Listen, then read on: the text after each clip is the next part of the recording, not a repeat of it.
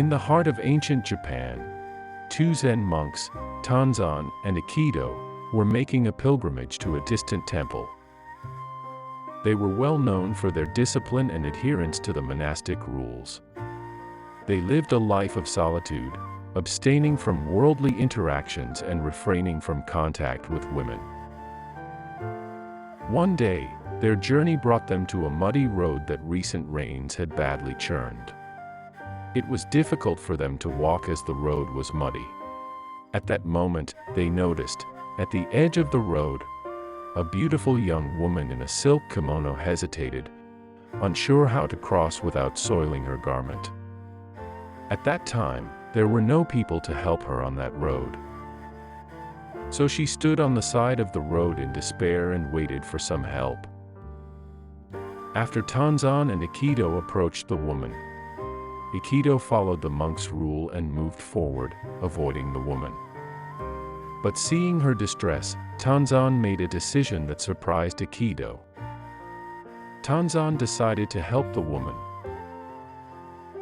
He stepped forward, lifted the woman in his arms, and carried her across the muddy road, gently placing her on the dry side. The woman thanked Tanzan, and they parted ways. Throughout this, Aikido remained silent, his face twisted in disapproval.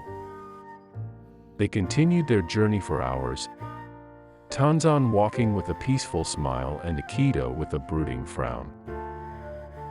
He was disturbed by what Tanzan had done. It was against their vows. Yet, he chose to remain silent.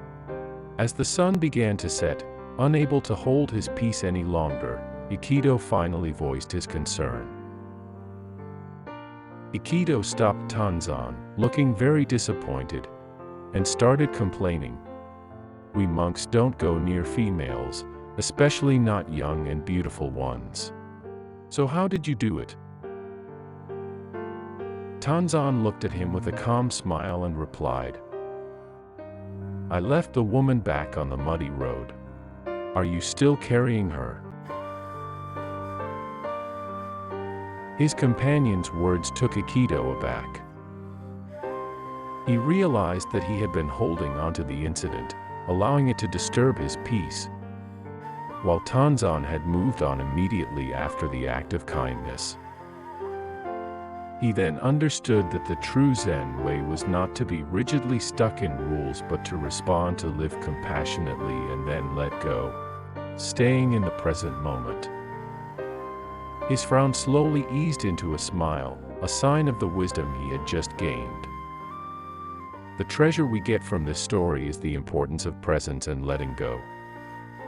It emphasizes that holding onto past actions or events can weigh us down mentally. True peace comes from responding to life compassionately, acting appropriately in the moment, and then moving on without dwelling on past actions. Thanks for watching Inner House. Stay well, keep well. In the quaint town of Yamanashi, at the foot of Mount Fuji, lived a young man named Hiroshi.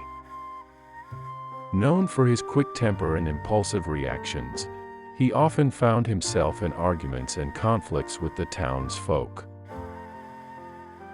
He yearned for peace, but his anger always got the best of him. One day, an old Zen master, named Takashi, came to visit Yamanashi. Hearing of Hiroshi's troubled spirit, he asked Hiroshi to accompany him on a hike up Mount Fuji. Hiroshi, seeing the opportunity to escape his own chaos, agreed. As they ascended the mountain, Takashi spoke to Hiroshi about the harmony of nature, the balance of elements, and the peace that reigned supreme in the wilderness. But Hiroshi was too consumed with his anger to truly understand. Upon reaching a silent, serene clearing, Takashi stopped. He looked at Hiroshi and said, "Now, I want you to scream as loud as you can at the mountain." Puzzled, Hiroshi did as he was told. He gathered all his anger and frustration and yelled into the void. To his surprise, the mountain yelled back. Every word, every sound, echoed back towards him with the same intensity. Frustrated, Hiroshi turned to the Zen master and asked, "Why did the mountain yell back at me?" Takashi replied, "The mountain didn't yell at you. It merely echoed what you sent its way. You screamed with anger, and anger is what you received. If you had laughed, it would have echoed laughter. If you had spoken with kindness, it would have echoed kindness." Hiroshi understood the Zen master's words. He realized that his anger was not a product of his environment but a reflection of his inner state. The world around him was just like the mountain, echoing back his own emotions. He needed to change his approach, not expecting the world to be kind when he was not. He thanked the Zen master, vowing to practice kindness and patience in his interactions, and descended the mountain with a new understanding of his life. The treasure we get from this story is, the world is like an echo. It gives back what we give out.